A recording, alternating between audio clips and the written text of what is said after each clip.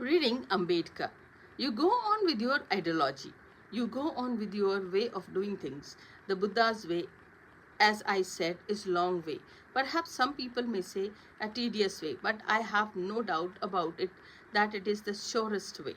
There are 2 or 3 questions which I have always asked my communist friends to answer and which I must frankly say they have not been able to answer.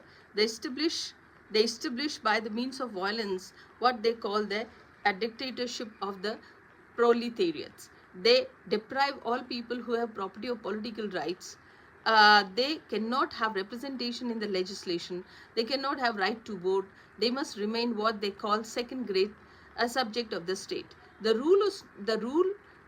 ruled not sharing authority or power. When I ask them, do you agree that dictatorship is a good method of governing people? They say, no, we don't like dictatorship.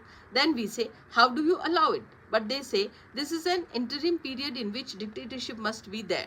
You proceed further and ask them, what is the dictatorship of this interim period? How long? 20 years, 40 years, 50 years? No answer. They only repeat that the proletarian dictatorship will vanish somehow automatically. Very well, let us take the thing as it is that dictatorship will vanish. Well, I ask a question. What will happen when dictatorship disappears? What will take its place? Will man need government of some sort? They have no answer. Then we go back to Buddha and ask this question in relation to the Dhamma.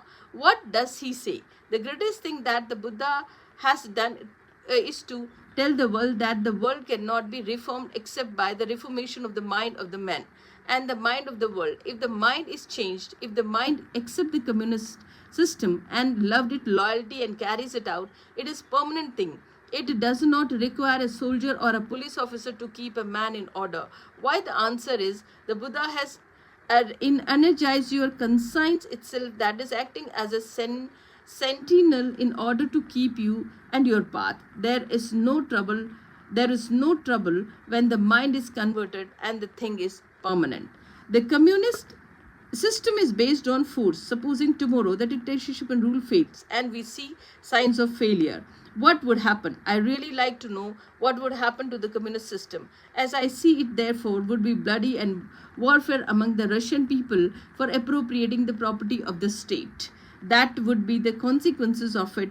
Why? Because they have not accepted the communist system voluntarily. They are obeying it because they are afraid of being hanged.